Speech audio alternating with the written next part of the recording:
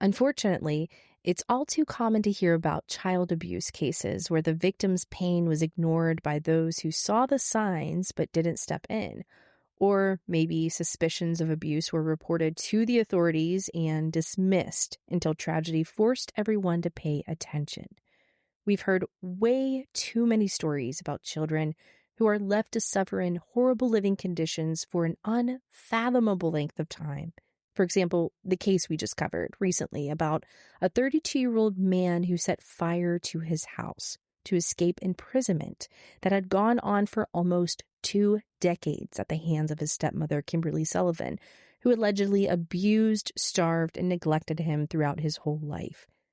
In the cases when families are investigated leading up to the ultimate turning point, adults accused of these crimes tend to spin countless stories to explain the signs of abuse away.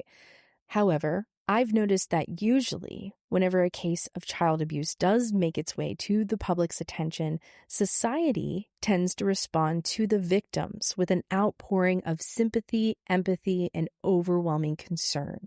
Communities share their heartbreak and outrage over the abuse allowed to go unchecked right next door. People from all over offer their support to the victims unless it's too late to save them. When an abuser goes so far as to end a child's life, vigils are held in the victim's honor, attended by loved ones and complete strangers alike. Excuses and lies told by the perpetrators are scoffed at, dismissed, and flat out rejected by most. Their sob stories may have worked on CPS agents in the past, but from what I've seen, the public reacts much harsher to any attempted justifications. That's where Natalia Grace's case differs from most other cases of child abuse I've come across. When she shared her story of manipulation, neglect, and abuse at the hands of her adoptive parents, Christine and Michael Barnett, the world took notice. Everyone was talking about the case, eager to share every new detail and angle they could think of. But it wasn't long before doubts and suspicion twisted the conversation, as some people started to question if Natalia was telling the truth, or if the Barnett family were the real victims in all of this. To give you an idea of what the conversation around Natalia Grace's story has looked like in the past, we looked back at older articles and videos published about the case. Reading the comment section of a YouTube video posted by ABC News 5 years ago, titled "Woman at Center of Adoption Scandal Speaks Out," you can find many comments that share the growing suspicion around Natalia, such as one stating, quote, "I believe the parents. There's something sketchy about her." And also another one, "They need to go back and interview every family she's been with one comment nicely summing out the general impression given by those who doubted her story, writing, quote, "She scammed the family, now she's trying to scam us." Among those comments are more encouraging ones left by those who believe Natalia. One comment from a year ago gives insight into the shifting perception of Natalia's story, writing, quote, "I watched the entire episode and I believe the child. The adoptive father was a great actor. Even the first son admitted that the mother terrorized the child, even had him pee on her own bed. How sick is that?" And the comment continued, "Those parents are evil and should be in jail. Even if she was 50 years old, she does not have the physical ability to be on her own in a second-floor apartment. Would they treat their biological children in that manner? Shame on them." It's definitely strange. And I don't know a lot about this case, but I think for me, just all the TikToks that I saw, the narrative was always that she was scamming the parents. I mean, that was always my impression until you started looking into this and telling me things. So, Yeah. I'm curious to see what the real story is. Yeah, because that was always the narrative. You would see articles about this case. You would see, videos where it's like, oh my goodness, Natalia Grace is this 20-some-year-old person trying to pretend to be, a young child. Mm-hmm. It gets interesting. I know, because when we first even heard about this case, I remember just a little back and forth that we had where we basically said, could you imagine you're adopting someone and this is what you get? Yeah, and I think even at one time we were thinking about covering the case whenever this first started to become popular in the media. But honestly, I personally can't think of many other cases of alleged child abuse that stir up so much controversy regarding the victim, with some people, calling Natalia creepy and others speculating that she could be dangerous, and a great deal of hatred directed towards her. So it makes you wonder, how does such polarization towards a child happen? How did this even come about? Yeah, I mean, because this is exactly the type of thing that you would see on Lifetime. And I don't know how the story ends, but honestly, both versions of the story, no matter how it turns out, it's a perfect Lifetime movie. So the big question, why was Natalia victimized? And not only by her adoptive parents, but also by the court of public opinion. Hey, Crime Style listeners. So today we are going to dive into the case of Natalia Grace, a Ukrainian orphan who has faced incredible struggles throughout her young life, including being shuffled between families, abused, abandoned, and accused of lying about her age. Compared to a horror movie villain, Natalia had to stand strong and speak up for herself many times as she made it through a range of beyond challenging circumstances. And with that being said, we aim to share her story in a fair and respectful way that prioritizes the truth over trying to craft some mysterious character from a child who was scared, vulnerable, and alone when she needed an adult to step up and care for her. That being said, we must warn you that this episode does include discussions of child abuse, neglect, and abandonment. If any of these topics are sensitive for you, you may want to skip this episode and tune in next week instead. My name's Ashley. And I'm Ricky. And this is Crime Salad.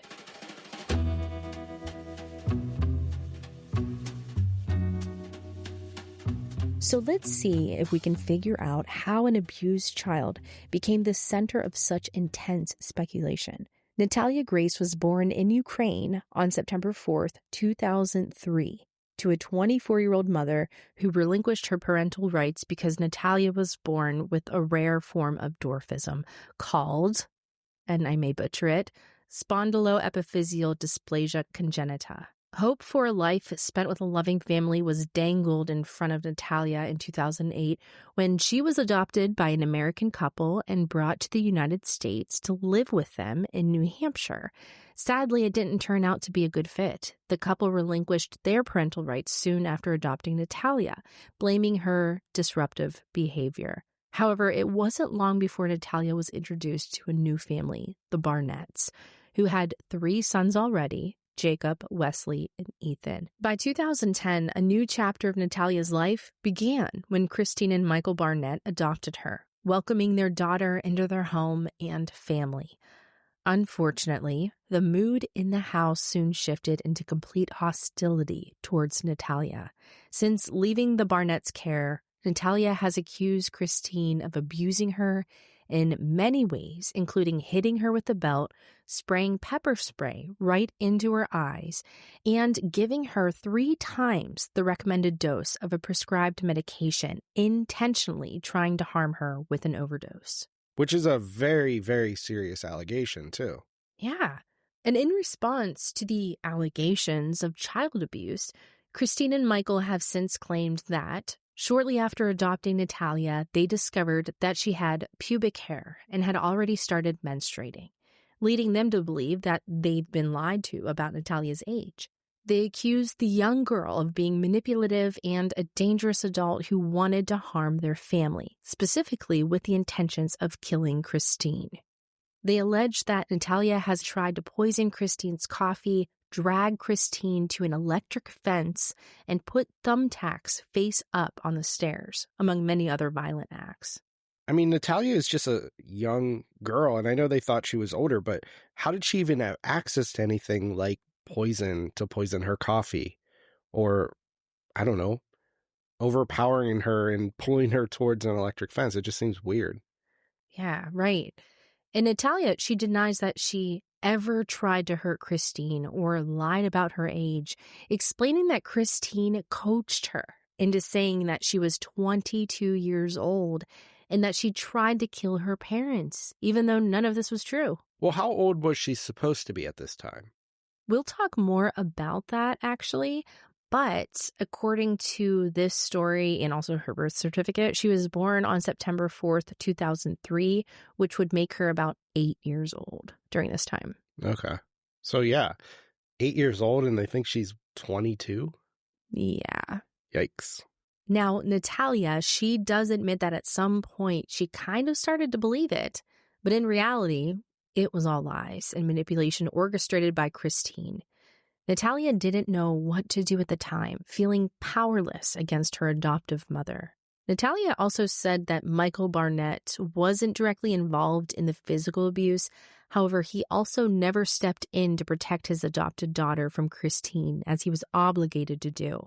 She remembers Michael being there, watching Christine beat her, and refusing to take her out of the situation.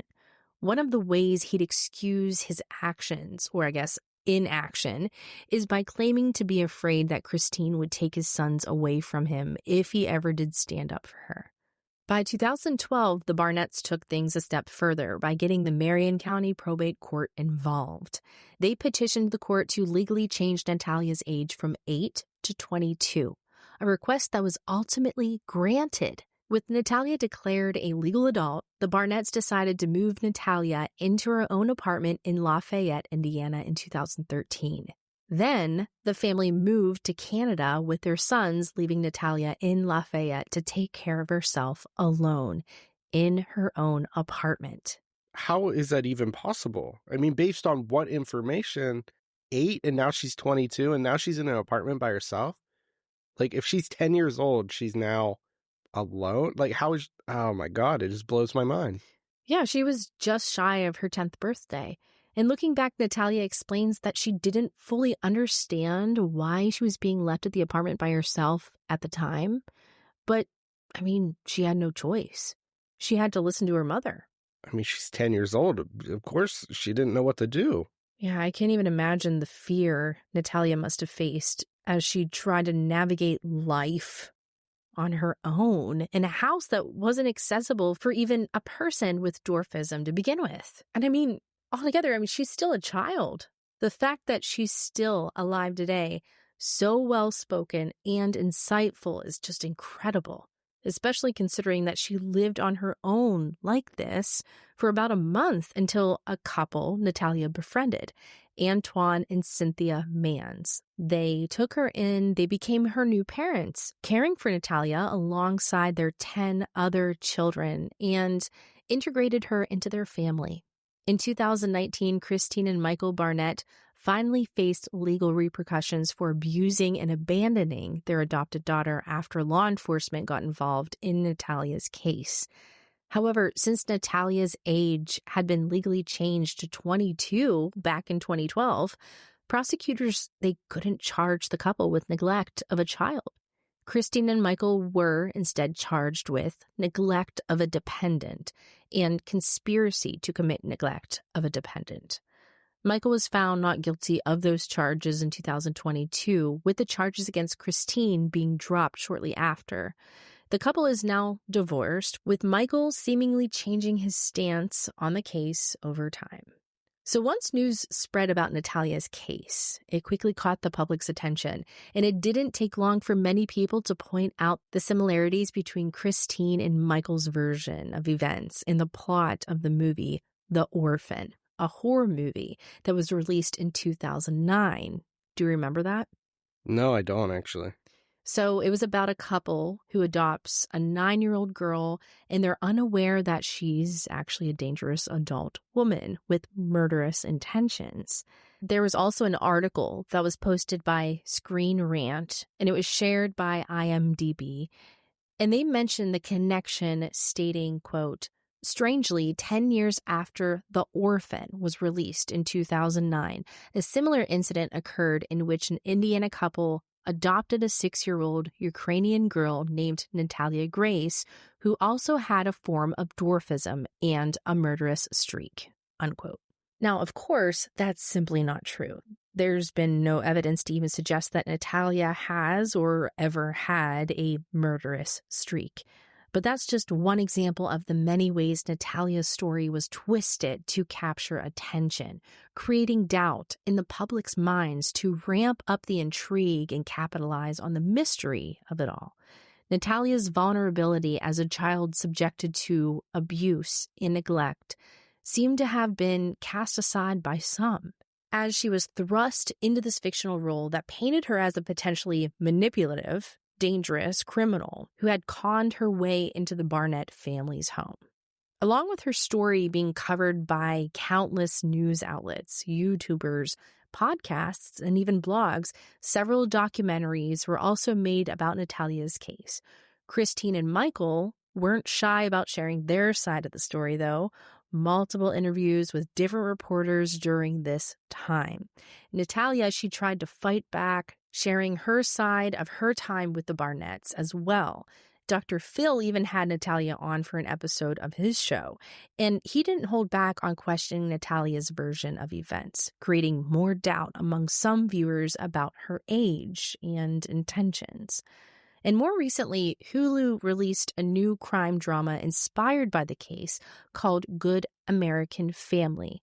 And throughout this time, detectives were busy trying to find information that would settle the matter once and for all, including Natalia's birth certificate, her medical records, and adoption documents. I mean, why weren't those things presented? I mean, I guess what it really comes down to is all the videos I saw on YouTube and TikTok, they all painted the same narrative. And I guess it was an exciting narrative that they adopted an older woman. And I think that's what sold it. That's what made it go viral. And it's like now we're learning more, and there's this whole side of bringing it justice. But I mean, to me, that's what drew me into it. I was like, oh my God, this is crazy.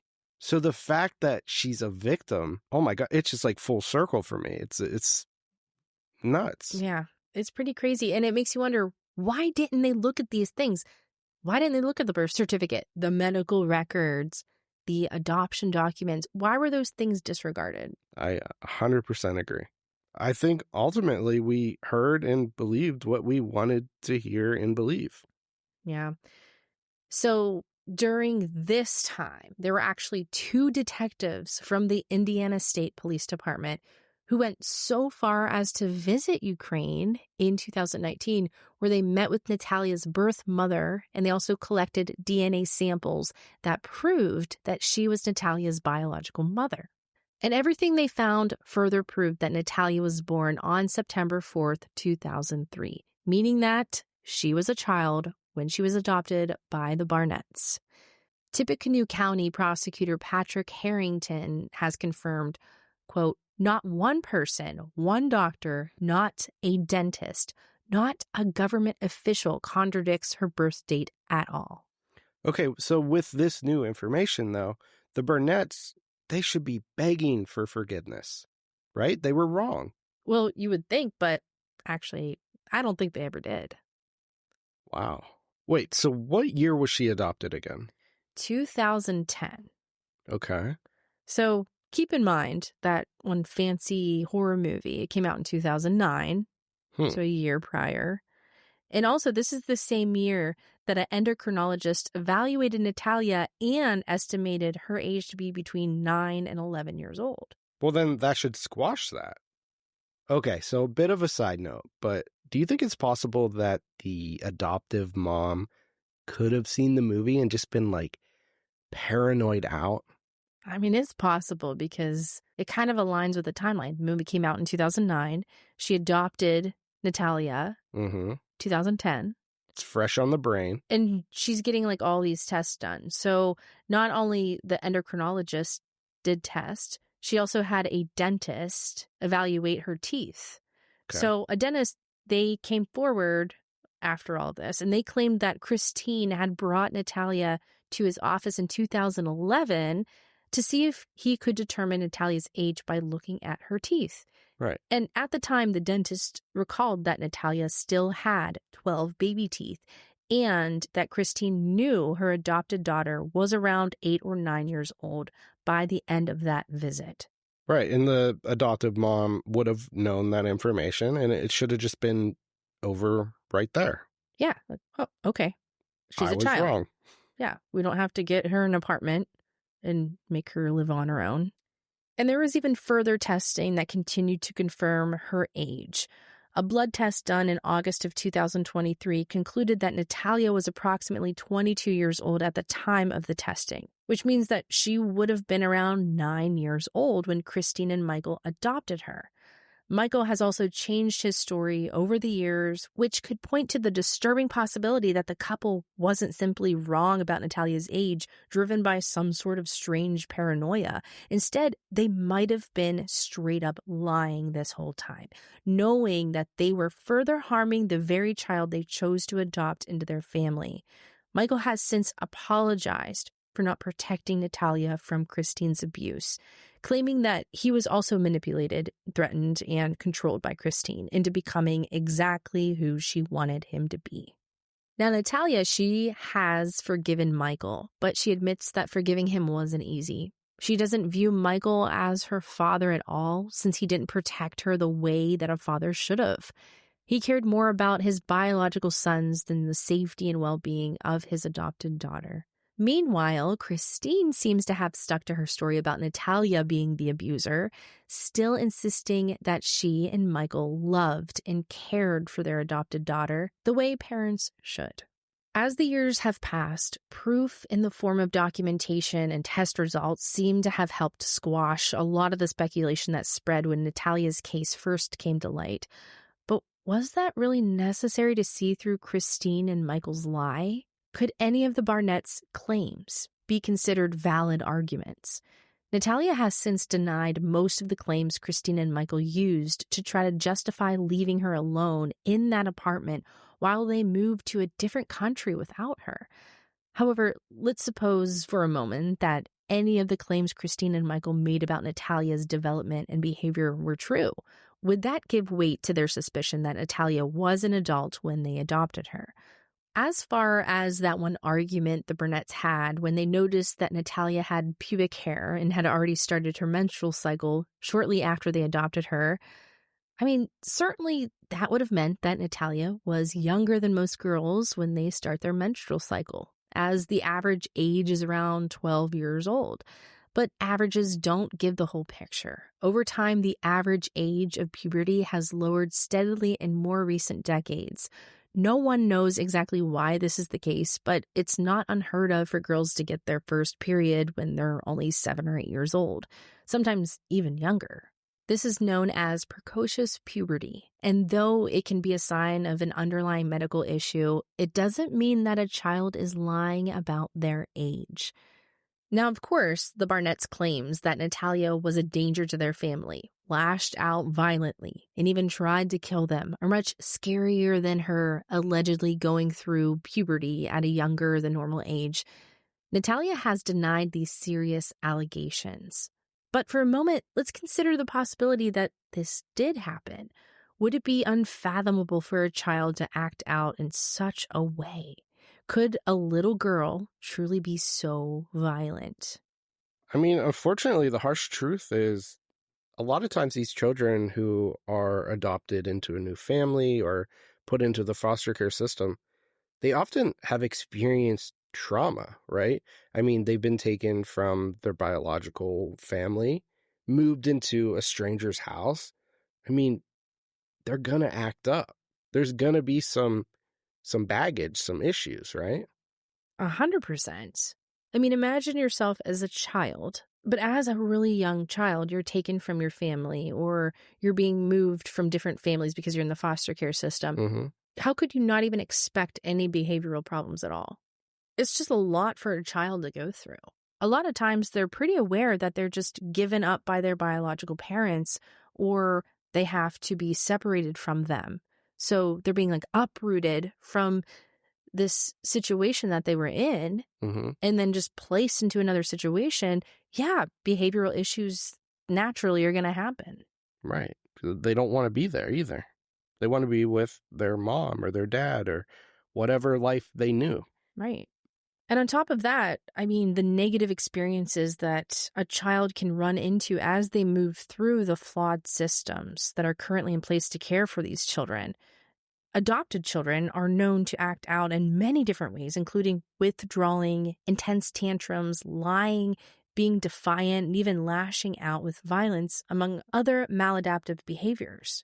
But all of that aside, acting out is common among all children, but adoptive children are reported to experience more psychological and behavioral difficulties, likely because of their complicated and often challenging backgrounds. But as a foster family or a family that's wanting to adopt, I mean, isn't that something something you've considered? I'd assume. Yeah, but I'm sure you have to go through different programs and training to learn how to deal with these situations. I mean, maybe. But when we started looking into fostering, I remember them asking us, like, how many rooms do you have in your house? And they were like, oh, you have 3 extra bedrooms? Can you take 3 children? Yeah, it was very pushed, actually. But regardless, with that being said, there are ways to help adopted children through these challenges and improve their mental health, which in turn can improve their behavior. Studies have shown that warm, sensitive parenting can sometimes mitigate the effects of a child's past negative experiences, paving the way for a brighter future for the child by socializing positive behavior that will ultimately improve self-regulation and social skills that the child can use to build better relationships with others moving forward. On the other hand, hostile parenting, characterized by harsh, negative, and intrusive interactions, can be detrimental, having the complete opposite effect. Jen Ranter Hook, a therapist who works with adoptive and foster families, explains, quote, think about all your interactions with your child as a trust bank. A positive interaction, such as play, nurturing, touch, is like a deposit. A negative interaction, such as correction, punishment, is like a withdrawal. It's important to make consistent deposits into your child's trust bank so that you have enough of a balance in the bank to make a withdrawal, such as correction or discipline when needed. She reminds frustrated adoptive parents to remember that these difficult behaviors are often the result of trauma rather than a conscious decision on the child's part. It's important to be empathetic and make sure the child feels heard, safe, and supported. Coming up with coping strategies considering sensory issues, reaching out for professional support, and simply carving out enough time to play with your child can greatly improve relationships and behaviors. With that in mind, it seems like even if Natalia did act out against her new family, that type of behavior wouldn't be that abnormal when it compared to the challenges other adoptees and their adoptive parents face. Even if Christine and Michael's allegations are true, which again Natalia has denied, none of this would prove that Natalia was older than she said she was. Young children are capable of aggression and even violence. They're also capable of making positive changes when given the right support, something the Barnetts failed to prove Natalia with. I can't help but to wonder if the way the media told Natalia's story played a big role in the way that so many people were skeptical or even hostile to Natalia when clearly she was the victim. And honestly, I'm kind of guilty of it too, because when I brought this case to you from the very beginning, I was like, holy cow, like you have to see this story. We have to tell this story. Yeah, I remember. If you think about it, in most child abuse cases, when parents try to make excuses or deny what happened, people usually don't buy it. But with Christine and Michael Barnett, their claims got way more attention and way more credibility than you'd normally see in these types of situations. Yeah, but I mean, in this situation, they actually believed it. Yeah, and any abuse claims that Natalia had, even though she actually was a child at the time, no one believed her. What strikes me is how the conversation around Natalia focused less on the abuse and neglect she endured and more on whether she deserved it by way of questioning her age. Yeah, and if you take out the whole age thing, you have parents who put a 10-year-old into an apartment. I mean, that's neglect. Like they thought she was 22, whatever. They put a 10-year-old into an apartment. But so many people believed the story and they read into the narrative and they supported it. And the huge narrative became, was she really a child? That's the one question that shifted this entire tone of this story. Exactly. And guess what? She was a child. Yeah, and I can't help but feel the media's framing helped bury what should have been the real story. On the bright side, Natalia is now a well-spoken 21-year-old adult who is now better equipped to share her story. Recently, Natalia did an interview for a People cover story where she shared updates about how her life has been since the Barnetts were acquitted. She expressed how encouraging it was, how good it made her feel to know that her story has inspired others. She also explained that she doesn't want her tragic past to define her, stating, quote, "I really dislike being known as the girl who was re-aged and lived in her own apartment at 7 years old. I don't like being known for the little girl that was helpless and was beat and starved and all of that. I don't. Because that's not who I am. That's just what happened to me." It's clear that there is so much more to Natalia Grace than the abuse she suffered through as a child. Unfortunately, life still had some challenges in store for Natalia, even after the legal battle with the Barnetts concluded. She was taken in by Bishop Antoine and Cynthia Manns and welcomed into their big family, a religious family, where Natalia discovered her love of teaching children and what it means to love and be loved. The couple legally adopted her in June of 2023, and Natalia has many great things to say about them. During the interview, she still referred to Antoine and Cynthia as her parents.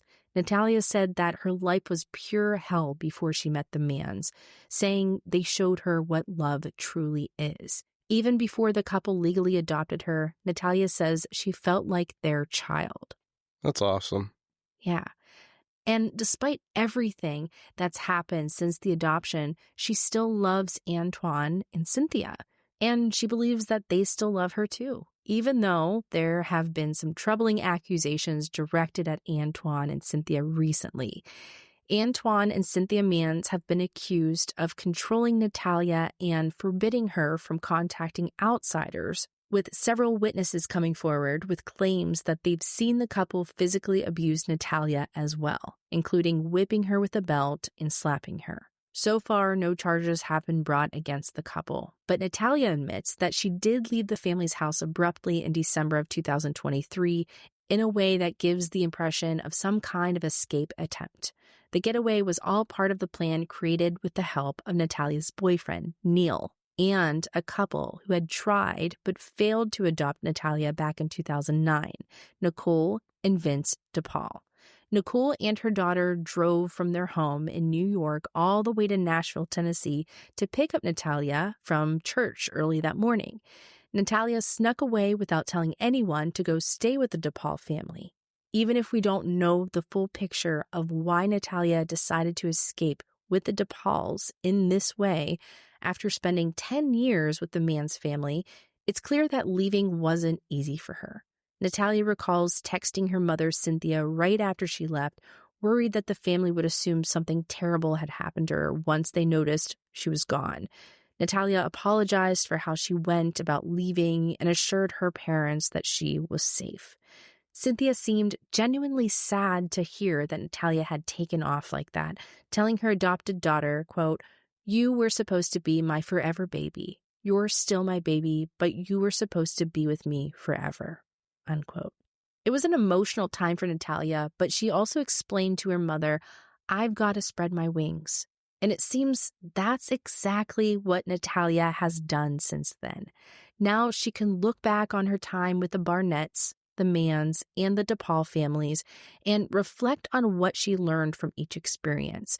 She explains that her negative experience with the Barnetts helped inspire her love for children and her desire to protect them, along with making her a more compassionate person who tries to really listen to others and be there for people in the same way that she wished someone had been there for her during that time. Following her time with the Barnett family, Cynthia Manns helped teach her how to be a mother and how to take care of herself and her future family one day. While Antoine's lessons were more to do with knowledge, inspiring a persistence when studying, and a desire to learn and make things happen. Finally, now at the DePauls, Natalia seems to be expanding her horizon as an adult. After being told that she would never be able to drive, she realized she can do anything she puts her mind to. And now she dreams of having a car one day, becoming a teacher, getting married, and having children of her own eventually. All of her experiences have taught her that she's more capable than she originally believed. It definitely sounds like she's really matured, learned a lot from these situations. Yeah, but at the same time, she kind of had to. Oh, yeah, for sure. Now, of course, this all doesn't mean that life is exactly easy for Natalia, even now, because she's been diagnosed with situational anxiety, generalized anxiety disorder, and PTSD. However, she's working with a doctor to find the right medication to help her thrive, while also on a waiting list for a therapist so she can continue to move forward on her journey.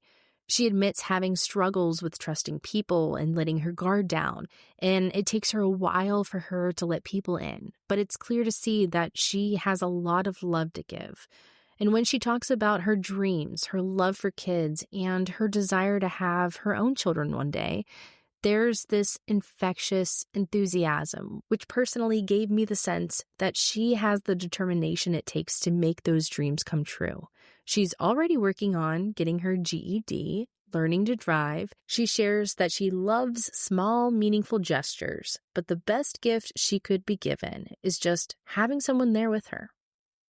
While helping her sisters with their schoolwork as the Manns family homeschooled their children, Natalia discovered a love of teaching. She now aspires to be a teacher for children in kindergarten up through second grade. Natalia shares what keeps her motivated, that vision of her future classroom, saying, quote, "In my classroom, you will always feel safe. You will always feel encouraged. You will always feel like you can do anything you put your mind to. There's no expectations. There's no, you're expected to do this or else. Just try your best." I personally think it's incredible and inspiring to see the positivity and warmth Natalia shares, even after she's been through so much. And she was given up by multiple families as a child. She was abused, abandoned, and criticized and questioned by the public after sharing her story. And I'm so glad to see that public opinion seems to have largely shifted since the test results that proved Natalia wasn't lying about her age.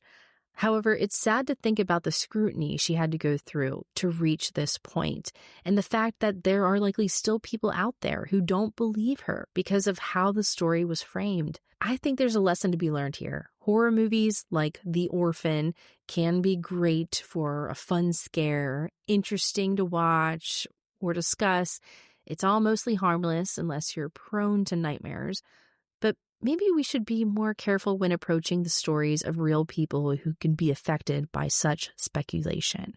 Was it fair for Natalia to be questioned as extensively as she was? Was it right for so much weight to be given to the Barnett's claims that Natalia was actually an adult?